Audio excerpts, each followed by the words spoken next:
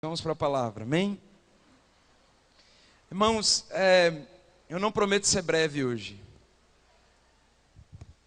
De verdade. Mas eu prometo ser um servo fiel do Senhor nessa noite. E eu prometo que, com as intercessões dos irmãos, eu vou conseguir entregar o que Deus falou comigo nessa semana, a respeito de algo que precisa acontecer antes do nosso jubileu. Alguns estão subindo para Jerusalém, mas de forma geral a revelação foi compartilhada com todos. Desde o começo do ano nós sabemos que esse ano é um ano muito especial. Nós sabemos que é uma virada do calendário judaico, já aprendemos sobre isso. Nós aprendemos que esse ano nós comemoramos 50 anos.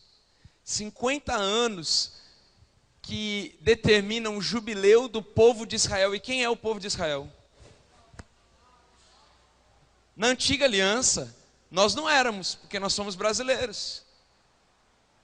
Mas graças a Jesus, Ele nos adotou e por meio deles, nós nos tornamos o Israel de Deus. Então eu sou o povo de Israel e você é o povo de Israel. E o povo de Israel esse ano precisa saber que tem um acontecimento acontecendo. Tem algo importante que está rolando sobre nós. E é o jubileu. E a apóstola Cris já falou muito sobre jubileu aqui. Falou que é um tempo onde nós recebemos o Iovel, o Cordeiro de Deus. Não apenas como o Redentor dos nossos pecados, mas como o Redentor da nossa família, da nossa igreja, da nossa cidade, da nossa nação. As coisas que estão acontecendo no Brasil não são fruto do acaso. As coisas que estão acontecendo no mundo não são frutos de uma coincidência nesse exato momento. Um terremoto semana passada na Itália não é fruto do acaso. São sinais que o Senhor está dando para as nações entenderem que é jubileu e que aquilo que está... Eu estou com receio de ser redundante aqui do que Deus já falou de manhã e agora há pouco através do pastor. Mas do que Deus está mexendo nas estruturas para gerar uma nova identidade. E uma nova unção. E uma nova porção. E nós gostamos de tudo que é novo. Mas tudo que é novo tem um preço. Eu amo carro novo, eu amo roupa nova, eu amo casa nova. Você não? Nós fomos feitos para o novo. Nós fomos feitos para o paraíso. Nós fomos feitos para a abundância. Nós fomos feitos para um tempo como esse, o jubileu. É um tempo onde o povo sai do lugar de frustração, onde aquela palavra que está em Provérbios, eu não me lembro qual agora, mas que diz assim, a esperança tardia adoece o coração. Mas o que é contemplado dá-nos alegria e renova o nosso espírito, deixa a gente feliz, o rosto reluzente. É árvore de vida, não é? O desejo realizado é como árvore de vida. Então, nós estamos vivendo um tempo profético dessa passagem. É uma ponte. Mas eu tenho receio de que a igreja não esteja entendendo isso. Porque nós não conseguimos viver aquilo que nós não entendemos. Nós não conseguimos optar e decidir pela coisa certa se nós não temos entendimento. E Deus tem falado muito comigo e eu falo isso diante do temor do Senhor, que existe algo que a igreja hoje precisa aprender, e eu me incluo nessa, nós somos igreja, que Deus é um Deus de propósitos, e nós já estamos cansados de ouvir isso. Deus é um Deus de planos, Deus não faz nada do acaso. Deus, Ele trabalha em tempos e estações. E nós estamos vivendo um tempo muito profético mesmo. Você pode imaginar que a tecnologia se multiplicou nos últimos 20 anos, o que ela não se multiplicou nos últimos 2000 anos? Você já parou para pensar nisso? Você já parou para pensar que a sociedade ficou 2000 anos sem telefone celular, internet, medicina nuclear? Nos últimos 20 anos, a ciência e a tecnologia, o WhatsApp, a ciência e a tecnologia se multiplicaram de uma tal forma que as pessoas que viveram nos últimos 2000 anos, ou 1980 anos, não experimentaram. E isso também é mais uma evidência de que nós estamos vivendo os últimos tempos. Se você ler Mateus 24, vai ver que mais de 70%, 75%, acho que quase 80% já dos sinais que antecedem a vinda ou a segunda vinda de Jesus já se cumpriram. Então, eu dou graças a Deus porque eu nasci na geração que provavelmente vai ver o Senhor Jesus. Mas eu dou mais graças a Deus porque, além de eu ser essa geração e você ser essa geração, nós temos tido a revelação de que somos essa geração. Porque ser essa geração, sem saber que você é, faz você não acessar o que você precisa acessar para viver de maneira poderosa nessa estação. E eu quero só aqui ser voz do Senhor, que Deus me dê graça, sabedoria, entendimento, conselho, poder, tudo que vem dele que eu não tenho. Porque, veja bem, o profeta Malaquias, no Antigo Testamento, profeta menor, não porque era menos importante, mas porque tem menos capítulos. Ele é o último profeta do Antigo Testamento, ou da Antiga Aliança. E ele anuncia a vinda do Messias. E de fato Jesus veio. Demorou 400 anos, porque houve um silêncio de Deus por 400 anos. Mas ele anunciou como o povo deveria estar preparado para o derramar do Espírito Santo que aconteceria pós Jesus. Malaquias significa meu mensageiro. E o povo judeu acredita muito no significado do nome como uma missão. Uma pessoa não tem um nome porque esse nome é bonito. A pessoa recebe o nome porque o nome define qual é a missão dela. Lembram daquela historinha de Jabes? Jabes foi concebido em dor e sofrimento. E é por isso que Jabes significa concebido em dor e sofrimento. Porque Jabes provavelmente é filho de um guerreiro que morreu na guerra. E uma mãe que é viúva e tem dificuldade de criar o filho. Então quando ela está tendo as dores do parto, ela fala, esse vai se chamar Jabes, concebido em dor e em sofrimento. Mas Deus entra na história de Jabes e muda a história de Jabes. Jacó, o que significa Jacó? Enganador, trapaceiro.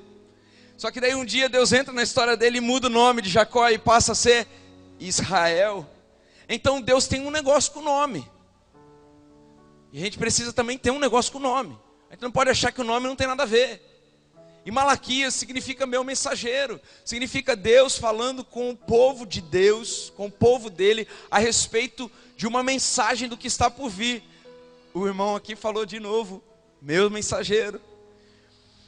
E ele começa a explicitar a condição de um povo. E ele traz um discernimento do que está acontecendo naquele tempo, naquela época. E eu comecei a ficar pasmo quando o Senhor me revelou isso.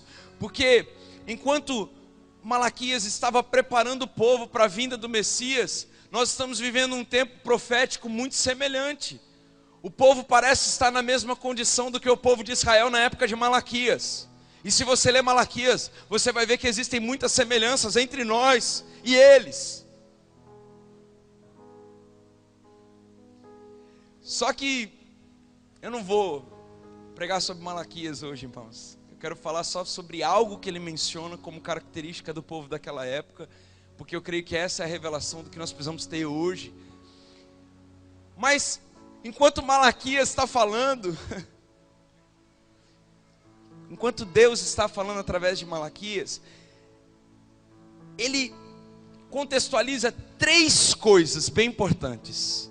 E uma delas é o culto verdadeiro. Ele fala, vocês, povo de Israel, precisam prestar culto verdadeiro. E sabe o que é um culto verdadeiro? É o culto racional. Nós podemos, ontem eu compartilhei isso no Mob, me perdoe, mas vou ter que repetir, porque tem gente que não estava no Mob ontem. Nós podemos assistir o culto de 3 formas. Nós podemos estar de corpo presente. Olha que legal, sentados na cadeira, bonitinhos, arrumadinhos, cheirosinhos, maravilha. Alguns até com a camiseta do leão. Vai ter algumas unidades aí, viu, irmãos? Corra, porque não tem como garantir. Outra leva assim. No final do culto, Vanessinha vai estar cuidando disso. Alguns vêm para a igreja e eles têm um culto, eles prestam um culto físico. Compareci, como se estivesse batendo cartão. Compareci, fui à igreja, olha que maravilha. Depois da igreja já tem a pizzaria programada, o sushi, o tempo com a família.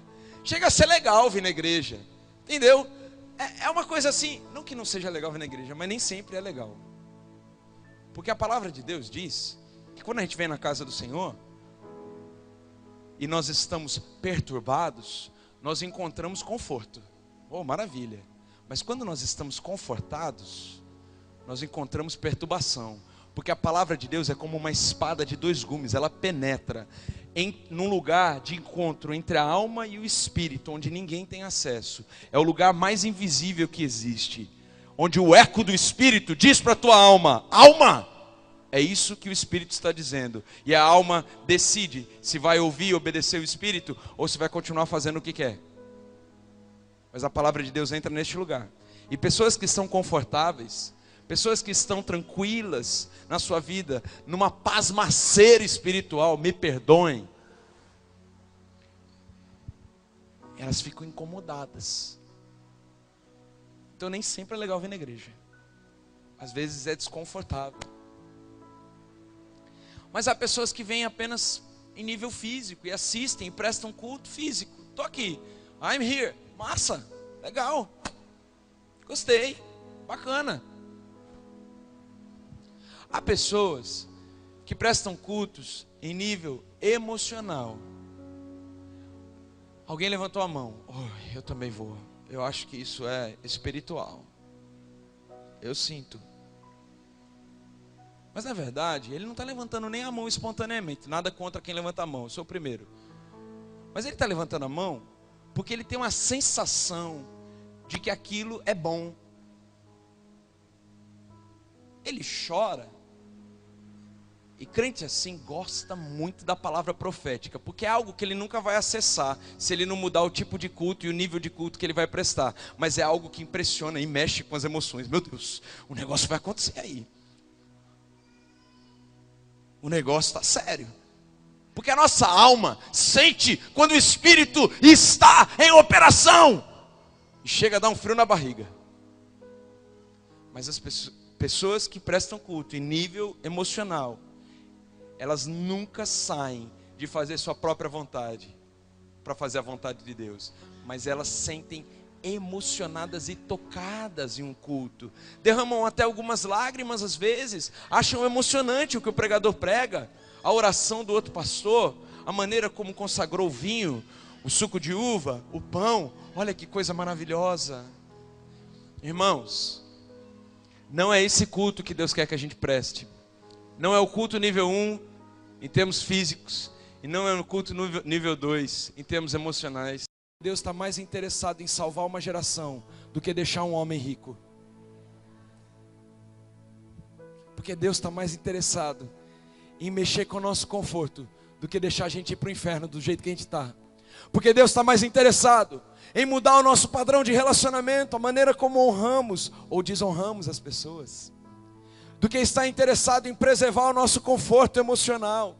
Porque Deus está mais interessado em mexer e saculejar tudo aqui dentro e fazer uma nova criatura, do que manter-me intacto e carnal. Deus não tem interesse nisso. Deus vai abalar estruturas, porque o poder de Deus está aqui nessa noite. Então vamos lá, vamos prosseguir. 3 coisas que eu aprendo nesse tempo. Há pessoas que vivem sem se importar com o tempo de hoje. Não procuram estudar o que está acontecendo. Não procuram acreditar nos acontecimentos que são narrados. Não percebem que Deus é um Deus que diz em Eclesiastes que há um tempo para todas as coisas. Deus é um Deus que trabalha no tempo. O tempo dele não é o nosso, mas ele manifesta o Kairos no Cronos. Então há pessoas que simplesmente não acreditam, não se importam, acham que não tem nada a ver, que é numerologia gospel. Tudo bem, irmão, você achar isso não vai mudar nada. Vai acontecer do mesmo jeito. E quando acontecer, Você vai dizer: nossa, tinha razão. Deus está trabalhando assim nesse tempo. Ele está tirando estruturas antigas do lugar. Ele está trazendo um vinho novo para a igreja. Ele está trazendo uma política nova para o Brasil. Ele está trazendo uma ordem nova para as nações. Ele está humilhando o soberbo. Ele está exaltando aquele que estava humilhado. Ele está restaurando a casa de Davi. Ele está derrubando a casa de Saul. Esse é o tempo profético que nós estamos vivendo. Então, povo de Deus, atente-se e não fique indiferente aos tempos e às estações, porque o povo de Deus estava indiferente, e o profeta Malaquias foi chamado para isso. Existe um tempo que é o tempo de plantar e outro que é o de colher. Em Malaquias, eu pulei Malaquias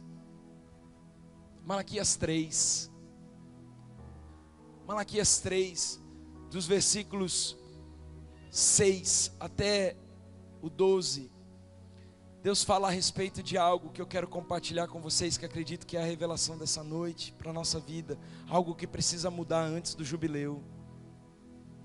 Achou?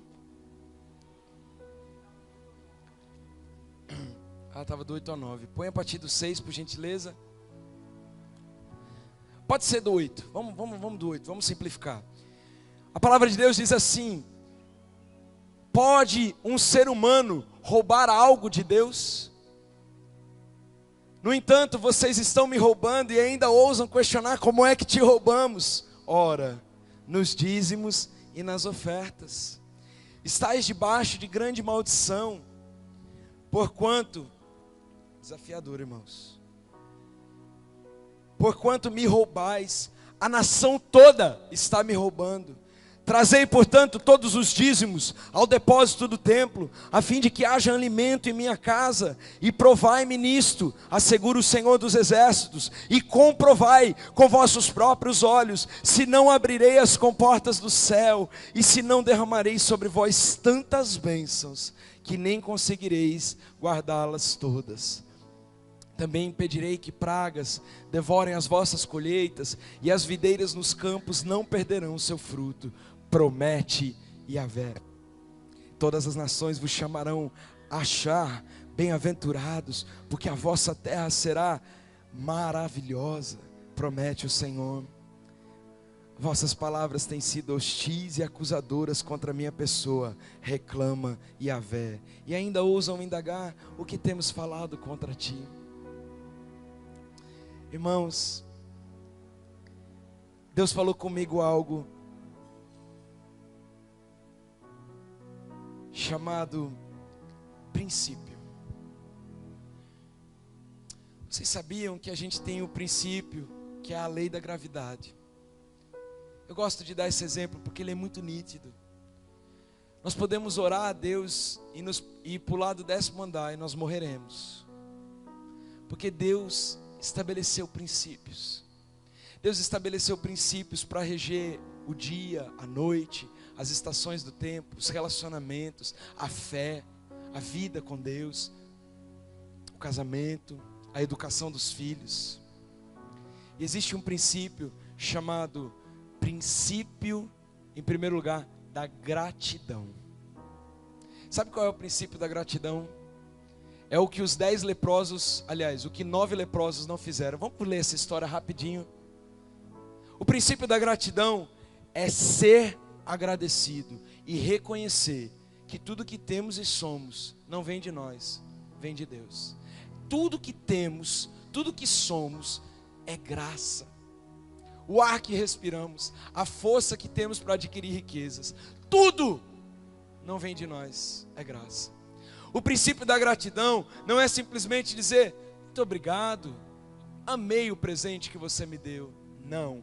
O princípio da gratidão é reconhecer que em tudo, nós podemos até estar atribulados, pressionados, mas em tudo, se nós tivermos o cuidado e o zelo de olharmos para Deus, nós vamos ver que há muito mais bondade de Deus sobre as nossas vidas do que circunstâncias difíceis e obstáculos que passamos. Nós podemos estar sofrendo a maior luta, mas se nós tão somente formos gratos, nós vamos perceber que o nosso redor está cheio da bondade do Senhor. Um dia Jesus estava passando por uma vila e havia ali 10 pessoas que estavam leprosas. E eles tinham ouvido falar que Jesus curava os enfermos. Lógico que a gente sabe que Jesus faz isso, e é por isso que a gente está na igreja, porque cada um de nós tem uma lepra para Jesus curar. Nós não estamos aqui à toa, irmãos. Nós estamos aqui porque nós precisamos de Jesus na nossa vida. E aquele povo entendeu, eles estavam doentes e a solução estava passando pela vila. O que aconteceu com eles? Prestaram um culto racional, rapidamente se moveram até Jesus. E o que Jesus fez? Não é esse não. Jesus simplesmente curou os leprosos. Deixa eu contar para vocês e falo onde está já já. Ele curou os leprosos, todinhos. Ele simplesmente falou: podem ir, vocês estão curados. Foram 10 leprosos curados instantaneamente. E ele só disse assim: olha, vão lá contar para o sacerdote que vocês foram curados. Porque existia um hábito do povo de Deus, dos judeus. Eles prestavam ofertas quando tinham benevolências do Senhor. Eles prestavam ofertas de gratidão, ofertas de sacrifício, para agradecer a benevolência do Senhor. Então Jesus disse: vai e diga aos sacerdotes o que aconteceu. Naturalmente eles já sabiam: estou curado, porque existia esse hábito, essa cultura na época. Então um deles, antes de ir para os sacerdotes, voltou até Jesus e disse: Jesus, obrigado, porque eu era leproso e não sou mais. Então Jesus disse para ele: vá, meu filho, a tua fé te salvou. Deus me trouxe uma revelação que eu acho que é poderosa sobre confiança. Deus confiou em todos os leprosos. Na pessoa de Jesus, Deus curou a todos. Ele não curou os gratos ou o grato. Ele não curou apenas aquele que tinha fé para agradecer que ele tinha sido o curador. Ele curou a todos. Deus depositou em mim e em você 100% da confiança dele, quando ele entregou Jesus Cristo para nos salvar. Ele não veio só para Jonatas, ele não veio só para pastor Tony, pastor Fofinho, não, ele veio para todos. Ele depositou 100% da confiança dele em nós. Mas nós temos dificuldade de depositar 10% da nossa confiança nele. Isso se chama dízimo. Dízimo. Nós damos do que restou. Nós acreditamos que dízimo é algo do Antigo Testamento, e de fato é. E nós achamos que não precisamos dar o dízimo. Na verdade, nós não damos dízimo, nós devolvemos. Dízimo não é nosso, porque Deus confiou 100% em mim, e eu posso retribuir com 10% de confiança nele. Mas eu não vim falar sobre 10%.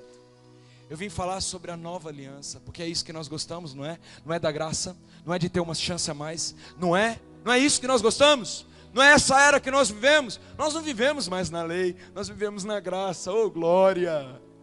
Então, o buraco é mais embaixo. Porque se nós estamos na graça e vivemos na graça, o dízimo deixou de ser 10% e passou a ser tudo. Você estava reclamando de dar o dízimo? Que tal dar tudo?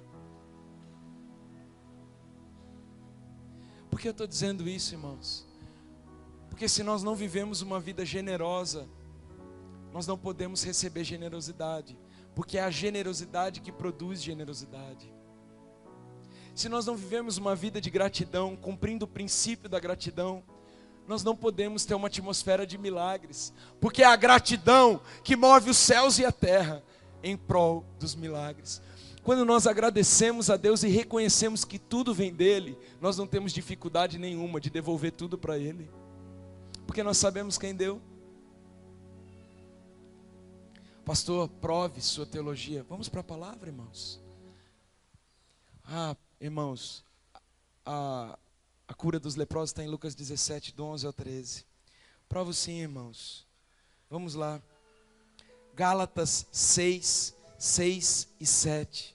fala sobre como é a questão do dar no Novo Testamento. O princípio da gratidão envolve entrega de pelo menos eu confio em você, Deus, com 10%.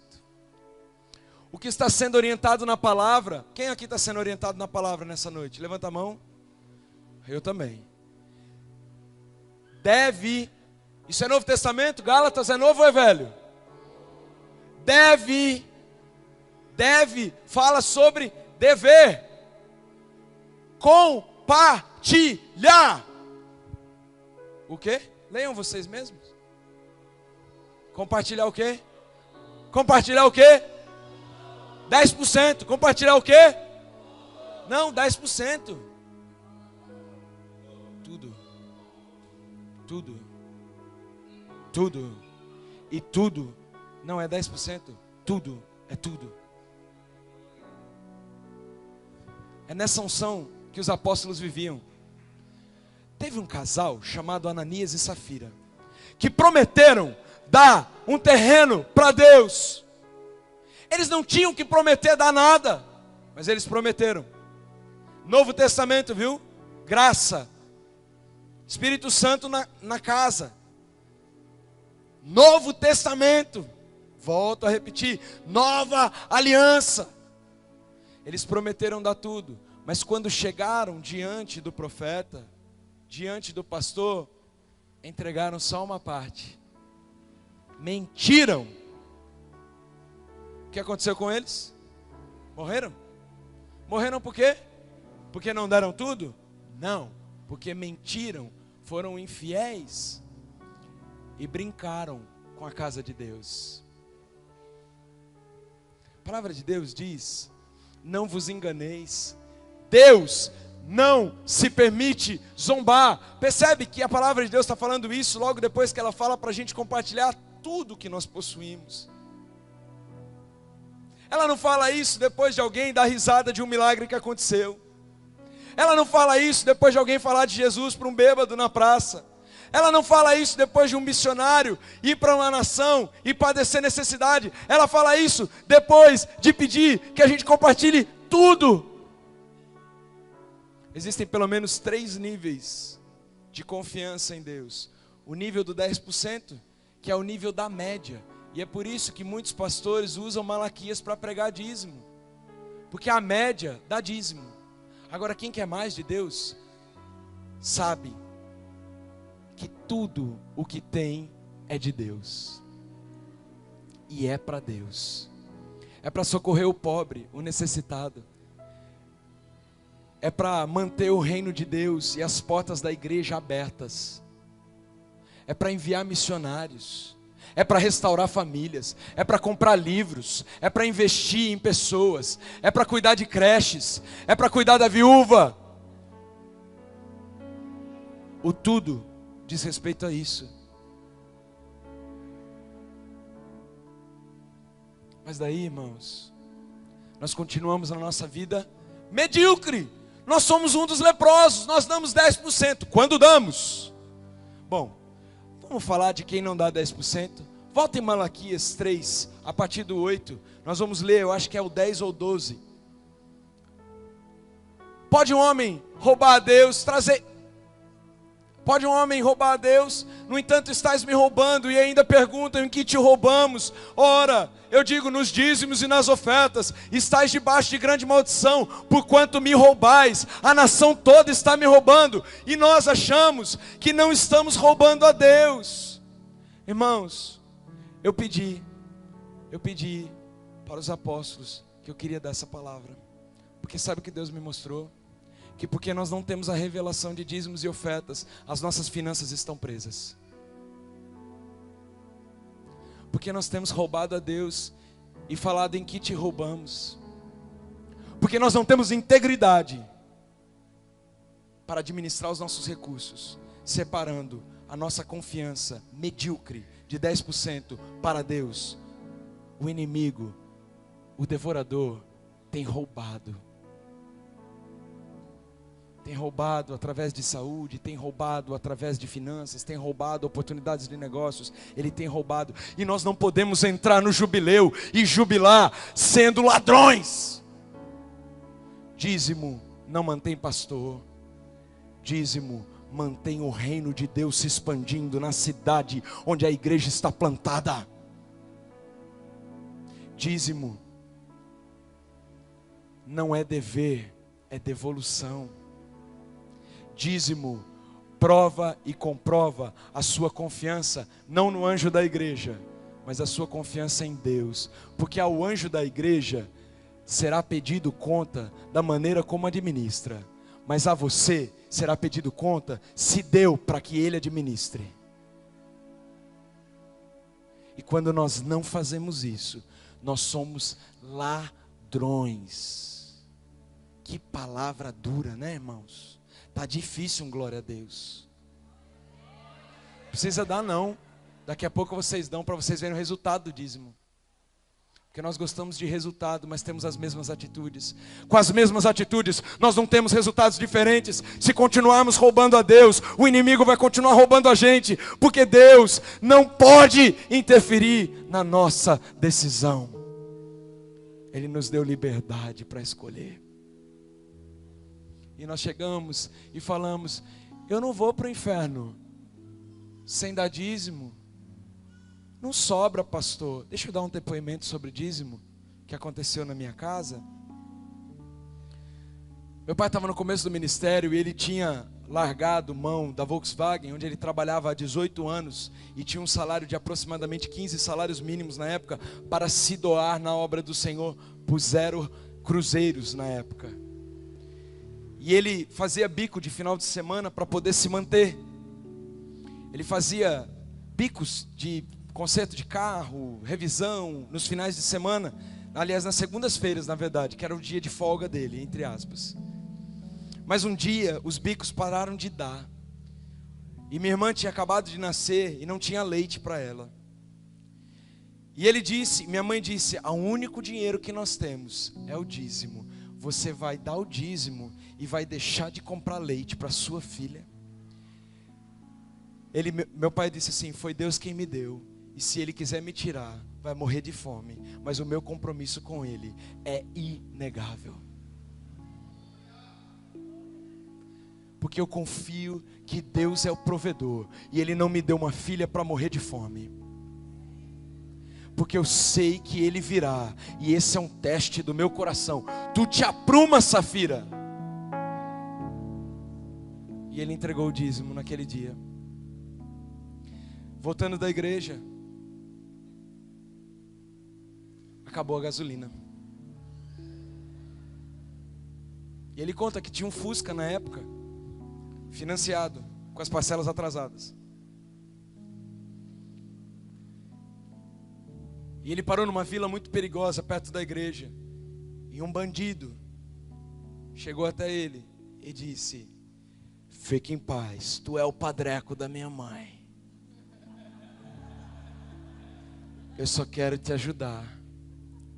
E diz que esse cara foi, comprou combustível para ele, pôs gasolina no carro dele e ele conseguiu ir para casa. Quando chegou em casa, a minha mãe disse: Damares está chorando, eu não tenho leite. O que você vai fazer? Nós vamos dormir com ela chorando. No outro dia de manhã, alguém tocado por Deus chegou na casa deles com, na época não era lata de leite em pó, eram caixas de leite. E chegaram com caixas de leite, que deu para o mês todo e ainda sobrou. Roubarás o homem a Deus. Isso é só um testemunho pequeno, irmãos. Calma. Nós vamos dar tudo glória para o final. Calma. Trazei, portanto, todos os dízimos à casa, ao depósito do templo, a fim de que haja o quê? A fim de que haja alimento, mantimento. E provai-me nisso. Deus está pedindo, pode me provar, para ver se eu não vou ser fiel. Assegura o Senhor Comprovai com vossos próprios olhos, se eu não abrirei as comportas do céu, se não derramarei sobre vós tantas bênçãos, que nem conseguireis guardá-las todas. Também impedirei que pragas devorem as vossas colheitas, e as videiras nos campos não perderão o seu fruto. Promete Yahvé. Deus tem um compromisso com a palavra dele. Deus promete, Deus cumpre. Quando nós confiamos, mesmo que mediocremente, no Senhor, nós podemos desfrutar de uma promessa cumprida. Nós estamos acostumados com pessoas que não têm palavra. Nós fomos criados muitas vezes com pais que não cumpriram seus tratos conosco. Somos traumatizados com homens que não são dignos, muitas vezes, da nossa confiança. E nós temos igualado Deus a esse tipo de pessoa. Mas deixa eu dizer uma coisa, dá uma cutucadinha aí. Deus não tem nada a ver comigo e com você. Cutuca aí, diga, Deus não tem nada a ver comigo e com você. Nós somos falhos, Deus não. Deus promete, Deus cumpre. E sabe o que acontece, irmãos?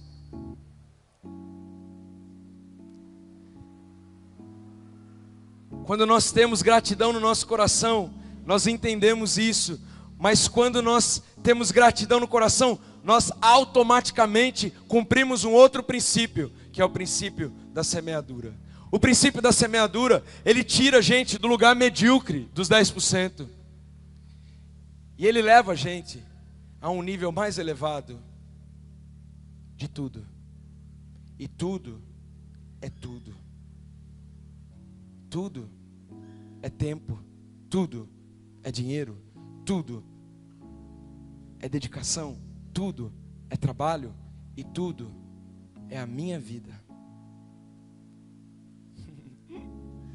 A minha vida. Será que alguém fez isso antes para nós podermos realizar as mesmas coisas? Você é chamado cristão porque você se diz discípulo de Jesus Cristo. O que é que Ele fez por mim e por você? Ele te deu dinheiro? Ele te deu tempo? Ou Ele te deu tudo? Ele te deu vida? Não, Ele te deu vida eterna. Quando o princípio de Deus, da gratidão, quando nós olhamos para Deus e entendemos que tudo vem dEle e tudo é para Ele, quando nós nos vemos apenas como mordomos, administradores do que Ele pode nos dar, a nossa perspectiva muda. Mas não só a nossa perspectiva, nossas atitudes, a maneira como ofertamos, a maneira como ofertamos, a maneira como ofertamos, a maneira como ofertamos, a maneira como dedicamos a nossa vida, a maneira como vivemos em gratidão, a maneira como convivemos em honra, a maneira como damos assistência aos necessitados, a maneira como nós percebemos a dor do outro, tudo isso muda. Porque depois vem o princípio da semeadura, quando Deus nos tira da mediocridade e nos leva a um nível mais profundo. E a palavra de Deus diz a respeito disso em Mateus 10. Nós vamos ler os versículos 8, 9, 10 e 11. Sabe o que a palavra de Deus diz? Curai os enfermos, purificai os leprosos, ressuscitai os mortos. Tem a ver com a palavra que foi ministrada aqui? Expulsai os demônios. Essa versão diz graciosamente, mas alguns de vocês têm a versão, você ouviu uma lorota. Deus não é brasileiro, porque a palavra de Deus diz que do Senhor é a terra e tudo que nela há, o mundo e os que nele habitam. Deus não tem nacionalidade, porque as nações estão subjugadas diante dele. Ele não criou só as nações da terra, Ele criou todos os planetas, todas as galáxias, todos os sistemas que existem. Irmãos, sabe o que é a pior coisa do Evangelho? Existe uma coisa muito ruim no Evangelho. Deixa eu lhe dizer o que é. É que Deus perdoa o tempo da ignorância, mas a partir do momento que eu tenho revelação, Ele me julga pela revelação que eu recebi. Ô pastor, por que você foi tirar essa ignorância da gente? Por quê, abençoado? Eu quero lhe dizer que Deus é amor e Deus quer te dar. Deus não é tomador. Deus não quer o que você tem para dar, porque foi Ele quem te deu tudo. Ele só quer o seu coração. Mas me fala onde você põe o seu tempo e o seu dinheiro, que eu vou lhe dizer onde você está colocando o seu coração. Me fala onde você põe seu tempo e seu dinheiro, que eu vou lhe falar onde você está colocando a sua confiança. Porque o dinheiro exagera tudo o que existe em nós, de bom e de ruim. Tem muito dinheiro e é generoso, vai distribuir muito. Tem muito dinheiro e é avarento, vai reter. O dinheiro exagera, porque o dinheiro não é a raiz de todos os males. Deus quer dar dinheiro, Deus quer dar finanças. O amor ao dinheiro é a raiz de todos os males. Deus não sonhou que você vivesse de cesta básica doada, não. Deus não sonhou que você dependesse de assistencialismo, não. Deus sonhou que você plantasse e colhesse, que o inimigo ficasse longe da tua colheita. Deus sonhou que você tivesse ideias criativas e prosperasse nessas ideias. Deus sonhou que você tivesse uma ideia que ninguém nunca teve e abriu um negócio que ninguém nunca abriu e ficou bilionário para ser um grande mantenedor do reino de Deus. Mas será que Deus pode fazer isso nessa noite? Será que Deus tem a minha confiança para fazer isso nessa noite? Minha confiança é medíocre, o meu resultado é medíocre. A minha confiança é extravagante, o meu resultado é extravagante. Porque o princípio da gratidão e o princípio da semeadura são proporcionais ao tamanho da minha fé em Deus. Eu confio muito em Deus. Eu conheço um pregador, e essa palavra que eu estou pregando hoje, irmãos, eu quero que vocês saibam de uma coisa. Eu estava no tapete da minha casa, que é o lugar mais babado que existe. Quando você for lá, você vai saber disso. Pode pisar de tênis, de chinelo, porque aquilo lá tem ranho, tem baba, tem choro, porque é o meu lugar de encontro. E eu disse: Deus, hoje eu vou mudar o meu padrão de oferta e de dízimo. Eu não posso pregar uma palavra que eu não caminho com essa palavra. Eu acredito no que eu estou pregando, e eu vou caminhar, eu e minha casa caminharemos de acordo com essa palavra. Porque eu conheço um pregador, e eu me inspiro nele, que um dia Deus deu uma grande ideia para ele, e ele escreveu um livro chamado Uma Vida com Propósitos, Rick Warren. E esse livro se tornou um best-seller, foi parar no The New York Times, e de repente, do dia para a noite, ele ficou bilionário vendendo livro. Tem alguma coisa errada em vender livro? Porque vem me dizer que tem. O pastor não pode ganhar dinheiro, não é verdade? Porque ele é ladrão se ele fizer isso. Mas ele ganhou vendendo livro. E ele disse: Deus, eu não posso confiar em você menos do que você tem confiado em mim. Eu não preciso de bilhões. Eu preciso do que eu já tinha. Eu tinha um carro, eu tinha uma casa e eu tinha uma igreja super feliz. E é isso que eu quero continuar tendo. E ele continuou andando com o carro dele de 10 anos de uso. E ele continuou morando na casa que ele sempre morou. E ele continuou cuidando da família e da igreja que Deus confiou a ele. E ele pegou 99% da renda dele e passou a investir no reino de Deus. Organizações não governamentais se levantaram, creches passaram a ser sustentadas com o dinheiro desse ministério, outros escritores puderam escrever livros, e até hoje ele se mantém fiel ao compromisso dele com o Senhor. É uma opção dele, ele não tinha que fazer isso, ele podia andar com o carro que ele quisesse, e ninguém ia julgar ele, porque Deus confiou nele isso. Mas ele decidiu que ele não queria ser medíocre, já que Deus confiou tanto a ele, ele queria ir um nível além, de dar tudo. E hoje eu sei que tem pessoas aqui que são fiéis no dízimo, e talvez Deus está te chamando a um novo nível de confiança. Há pessoas que estão precisando de conserto, e precisando ajustar as suas prioridades, e começar a dizimar. E há pessoas que querem viver a nova aliança, compartilhar tudo o que possui. Tudo é tudo, irmãos. Tudo diz respeito a tudo. A nossa família, os nossos filhos. Ontem eu estava, antes de dormir, orando pelo Davi, na barriga de Tauana. E eu estava dizendo: Deus, eu estou fazendo uma oração aqui, na expectativa de que você vai me ouvir. O Davi é teu. Foi você que me prometeu quando eu era solteiro, é você quem está me dando. Eu sei que eu estou fazendo essa oração e ela é desafiadora, porque eu preciso cuidar e preparar o Davi para o propósito que você tem para ele. Mas deixa eu lhe dizer uma coisa, Deus. Eu prometo que eu vou ser fiel a Ti quando você me pedir o Davi. Porque eu prometo que eu vou dar Davi para onde Deus quiser levar ele. No dia que eu saí da minha casa, eu tive uma grande conversa com meu pai. Eu tinha 28 anos. A gente fez uma mini viagem. E na nossa conversa, ele me disse: filho, no dia em que você nasceu, uma enfermeira, mãe de um pastor presbiteriano, lhe ungiu e lhe disse, me disse, este é um homem de Deus. E naquele momento, filho, eu levantei você para cima e disse: é teu, eu não posso prender você de ir. Vá em paz e que Deus guie os teus caminhos. E eu sei que com lágrimas nos olhos aquele dia, meu pai estava me ensinando um princípio de como eu tenho que ser com as coisas que Deus me dá. É Deus quem está me dando e vai ser dele. Porque dele, por ele e para ele são todas as coisas.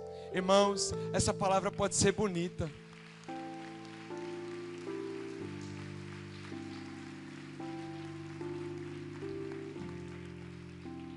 mas ela gera um desespero, porque nós temos confiado nos carros e nos cavalos e não temos confiado no Senhor. O Senhor me disse que quer levar a gente para um novo nível, mas para isso Ele precisa ter nosso coração. Irmãos, eu estou dando minha cara a tapa aqui, porque essa igreja nunca falou disso. Sabe por quê? Porque ela tem um compromisso com a palavra profética. Mas chegou o tempo da palavra profética cobrir essa parte da nossa vida, porque nós vamos entrar no jubileu e nós vamos jubilar na prosperidade que Deus tem para nós. Porque nós já temos tido famílias restauradas, casamentos reconstruídos, filhos no altar do Senhor, jovens sendo enviados para a nação. Mas nós vamos ter aqui também em breve milionários do reino. Não porque eu quero isso, mas porque Deus quer isso. Porque quando Ele tiver o seu coração não vai estar preso na dívida. Porque quando Ele tiver o seu coração não vai estar preso na poupança. Porque quando Ele tiver o seu coração não vai estar preso nos carros e nos cavalos que Ele pode te dar. Quando Ele tiver o seu coração, Ele tem tudo. Quando Abraão vai entregar para Deus o que havia de mais precioso que ele tinha. Você tem algo precioso, irmão? Você guarda, não guarda? Você põe no cofre, não põe? Alguns põem no banco, não põe? Pois é, Abraão colocou no altar do Senhor. Ele preparou a lenha. E Isaac perguntou: onde está o cordeiro, papai? E naquele momento Abraão disse: Jeová Jireh, Deus proverá. Existe algo que você precisa depender de Deus nessa noite. Você tem sido grato, tem colocado a sua perspectiva no lugar certo. Deus tem tido a primazia da sua adoração, ou os teus problemas têm tido isso? Você tem sido fiel ao Senhor nos dízimos e nas ofertas? Porque nós estamos vivendo um tempo profético. Jesus vai voltar, vai ficar tudinho aí. Mas a maneira como eu vou viver aqui e lá depende da maneira como eu administro hoje os meus recursos. Como está o meu coração?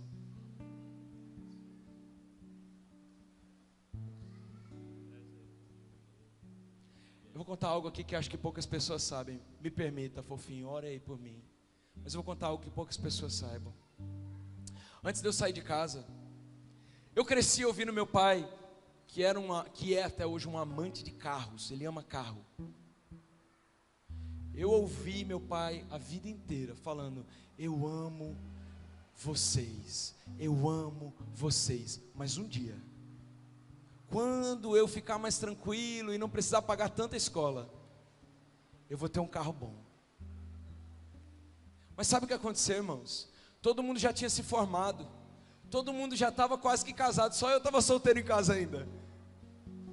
Ele estava com dinheiro para comprar o carro, e ele andava de Fusca.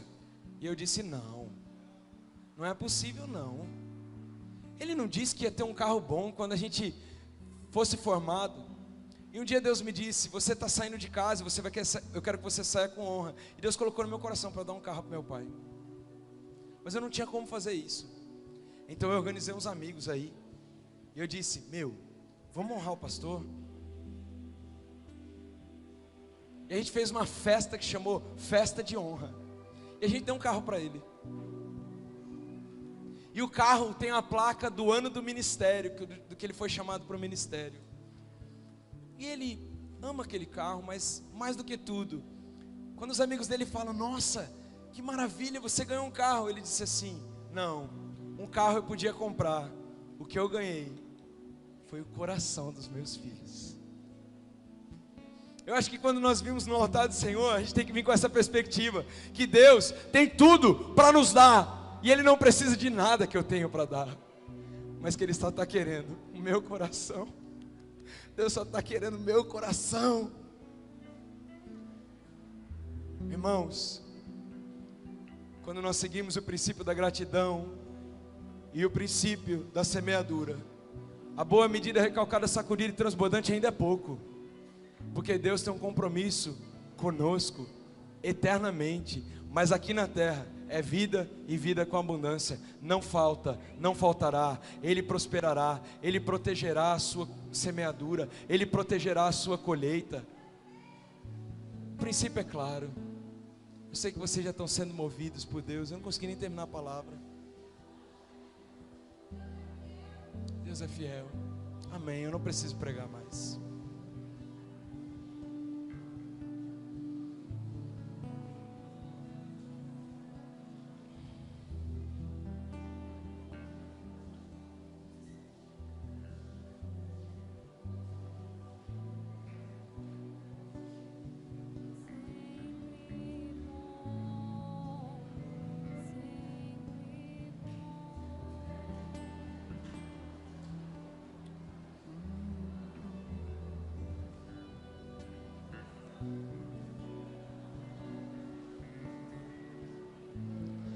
Sabe qual tipo de revelação nós vamos começar a ter a partir de hoje? Nós vamos parar de ter aquele tipo de revelação assim, olha, Deus falou comigo que o irmãozinho ali está em pecado. Isso não é revelação não. Isso é acusação. Nós vamos começar a ter um outro tipo de revelação. Deus me revelou que aquele irmão está em necessidade. Eu vou abençoar a vida dele. Aleluia. Deus me revelou que tem uma necessidade na igreja. Eu vou plantar uma oferta diferenciada. Amém. Deus me revelou que meu nível de fé e de confiança em Deus está pequeno. Eu estou confiando mais na minha poupança do que em Deus. Então eu vou dar minha poupança. Deus me revelou que 10% é pouco. Eu não quero ser medíocre. Eu vou começar a dar 20%. Eu não cheguei em 99% ainda, mas já estou melhorando. Porque a nova aliança diz: tudo